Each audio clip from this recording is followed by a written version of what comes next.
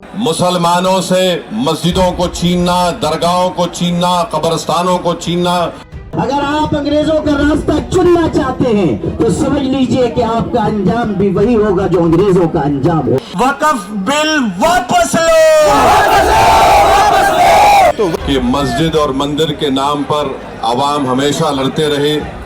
हमारे घरों में बिल्डोजर चल रहे हैं, मस्जिदों और मदरसों में बिल्डोजर चल रहे हैं, और अब ये वक्फ एक्ट के जरिए सिर्फ समाज में द्वेष फैलाना है, इस कानून का हम विरोध करते हैं। लेकिन इस बिल को हम लोग अपना बस रहते कभी पास नहीं होने देंगे, ये हम आपको यकीन और भरोसा दिलाते हैं। कि बस इनफ, बहुत हो गया, तो कुर्बानी देने के लिए हमें तैयार होना चाहिए। हेलो, मैं हूं मोहम्मद अली। मुस्लिम पर्सनल लॉ बोर्ड ने जंतर मंतर पर एक रैली रखी जो वक्फ अमेंडमेंट बिल के खिलाफ है, और वहां विपक्ष के भी ज्यादातर नेताओं ने शिरकत की, और सबका कहना यही है कि सरकार इस वक्फ अमेंडमेंट बिल के जरिए से वक्फ की सारी जमीन खाना चाहती है। लोगों ने भी बहुत ज्यादा आपत्ति जताई इस बिल के ऊपर, और बहुत से लोगों ने तो इसे काला कानून भी कहा। जो बात वहां कही गई उसमें इस बिल के अंदर जो कानून रखे गए हैं उसमें बहुत ज्यादा आपत्ति है।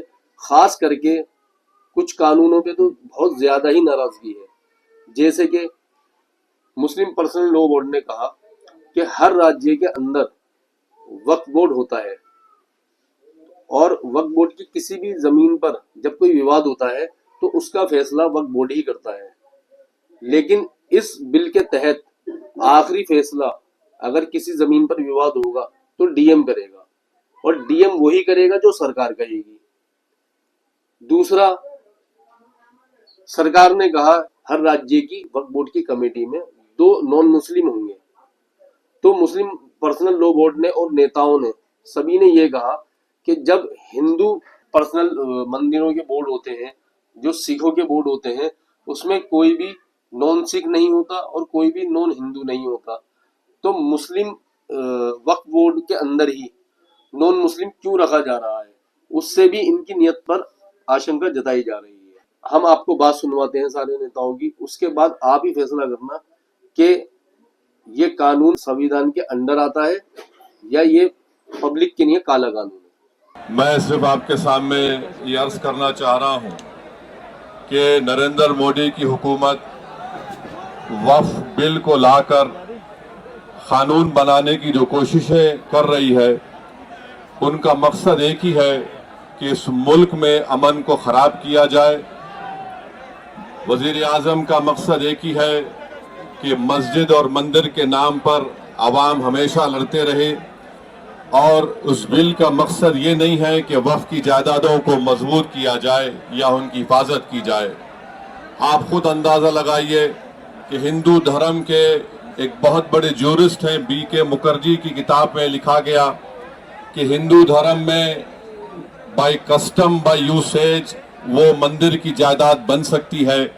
तो नरेंद्र मोदी वक्फ बाय यूजर को इस तरह से खत्म कर रहे हैं कि अगर कोई डिस्प्यूट होगा या गवर्नमेंट प्रॉपर्टी होगी तो वक्फ बाय यूजर नहीं रहेगा। नरेंद्र मोदी आजकल भारत के हमारे फजीलतुल शेख बने हुए हैं, और ये बता रहे हैं कि अगर कोई मुसलमान होता है तो उसको 5 साल तक वो वक्फ को नहीं दे सकता है। ये कहां से इनको मालूम हुआ, कौन से फिक्र ये की किताब में लिखा गया? तो इनका मकसद एक ही है कि भारत के मुसलमानों से उनकी सियासी और मजहबी शनाख्त को छीन लिया जाए। मैं आपको बता रहा हूं कि इस बिल का मकसद मुसलमानों से मस्जिदों को छीनना, दरगाहों को छीनना, कब्रिस्तानों को छीनना, इवैक्यू प्रॉपर्टीज को छीन लेना, ये मकसद नरेंद्र मोदी की हुकूमत का है। और हम कॉशन कर रहे हैं चंद्रबाबू नायडू को, हमारे पासवान साहब को और नीतीश कुमार को, याद रखिए दुनिया जब तक कायम रहेगी, अगर आप इस वक्त नाजुक वक्त में इस बिल की तायीद करेंगे तो आपको मुसलमान कभी नहीं माफ करेगा। हमारा देश अगर चलेगा तो संविधान के अनुसार चलेगा।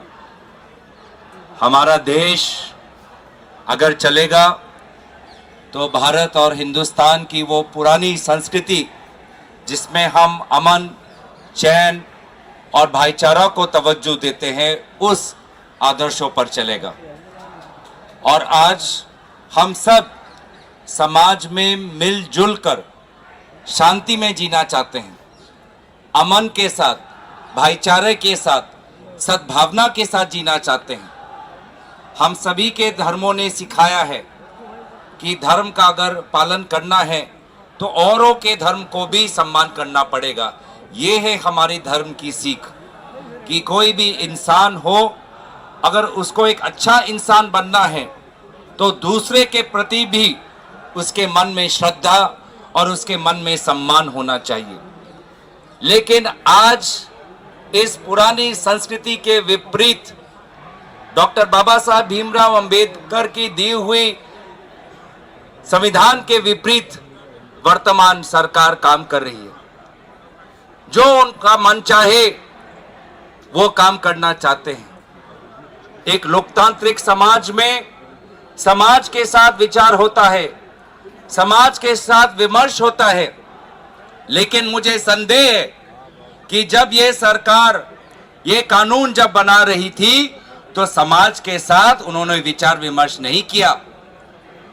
बार बार हम कमेटी से बाहर निकलकर देश को बताते थे मीडिया के द्वारा कि कमेटी के अंदर किस प्रकार से संविधान के साथ नाइंसाफी हो रही है, पार्लियामेंट की मर्यादा के साथ नाइंसाफी हो रही है, पार्लियामेंट के नियमों के साथ नाइंसाफी हो रही है। हमने बार बार ये उठाया और इसीलिए इस कानून जिसका उद्देश्य सिर्फ समाज में द्वेष फैलाना है, इस कानून का हम विरोध करते हैं। तासुर ये दिया जा रहा है कि ये मुसलमानों का मामला है, हालांकि सच्चाई ये है कि ये मुसलमानों का मामला नहीं है। सिर्फ मुसलमानों का तो है ही है, लेकिन सिर्फ मुसलमानों का नहीं है, बल्कि ये मुल्क के दस्तूर का मामला है।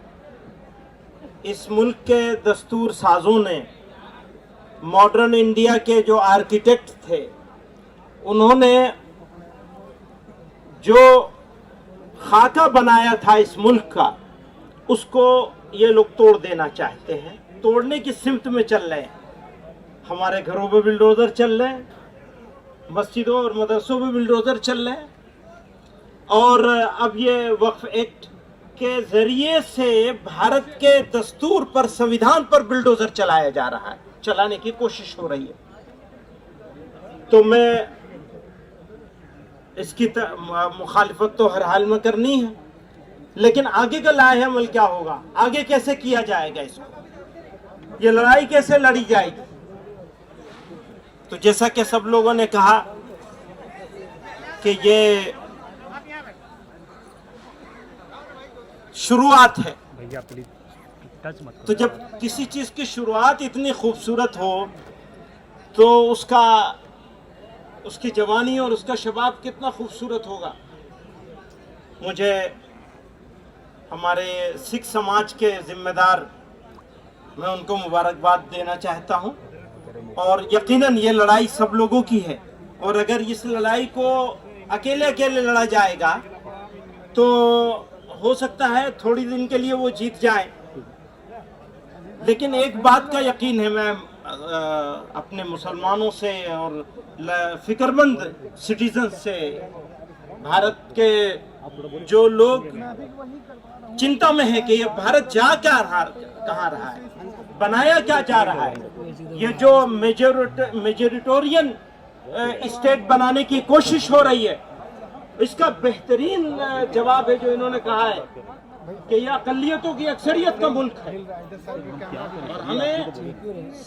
हमें नहीं जमा होना है, बल्कि हमें अपने साथ और भी सबको जमा करना है। एक बात यह है। दूसरी बात यह है, हर लड़ाई के लिए कुर्बानी की जरूरत होती है। आप लड़ाई लड़ेंगे और आराम से बैठे रहेंगे, काम नहीं होगा। और जो बात इन्होंने कही कि बस इनफ, बहुत हो गया, तो कुर्बानी देने के लिए हमें तैयार होना चाहिए। मैं मेहमानों का वक्त नहीं लूंगा, मैं तो अंदर का आदमी हूं, मेहमान नहीं हूं। बहुत सारे मेहमान यहाँ मौजूद हैं, तो मैं एक शेर पे अपनी बात ख़त्म करना चाहता हूँ। ये आगे का अज़्म है हमारा।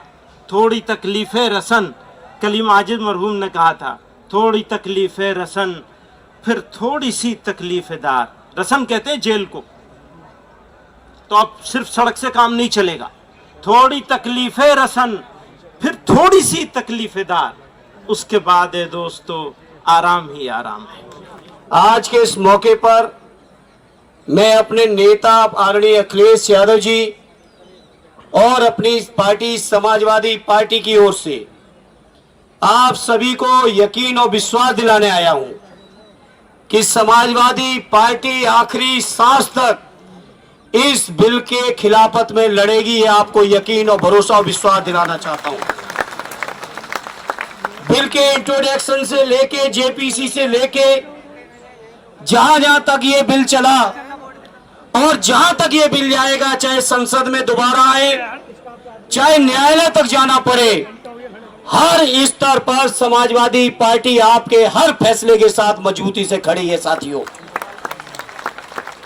और आपको यकीन दिलाते हैं, समाजवादी पार्टी को चाहे जितनी कुर्बानियां देनी पड़े, हमारे नेता अखिलेश यादव जी को चाहे जितने भी झेलना पड़ेगा, लेकिन इस बिल को हम लोग अपना बस रहते कभी पास नहीं होने देंगे। ये हम आपको यकीन और भरोसा दिलाते हैं। आप सबकी दुआओं से और आप सबकी मेहनत से समाजवादी पार्टी आज इस हैसियत में है, आपकी कृपा से, आपकी दुआओं से, कि संसद को चैन से नहीं चलने देगी। अगर संसद में जबरदस्ती बिल आएगा तो ये सरकार की नीयत से आप सब वाकिफ हो। ये सरकार किसी भी तरह से जो हमारे मुसलमान भाइयों के, हमारे बुजुर्गों ने जो जमीनें वक्फ किए हैं, चाहे इबादत गाहों के लिए किए हो, चाहे शिक्षण संस्थानों के लिए किए हो, चाहे कब्रिस्तानों के लिए की हो, चाहे समाज के और तमाम जरूरतों के लिए की हो, उनकी जो नियत थी वक्फ करने की जमीन की, उस नियत के खिलाफ जाके सरकार जमीन कब्जा करना चाहती है। सरकार को पता है कि रेल और रक्षा के बाद अगर सबसे ज्यादा कहीं जमीनें हैं तो हमारे वक्फ बोर्डों के पास हैं। ये बीजेपी के लोग जो देश के अंदर नफरत फैला रहे हैं,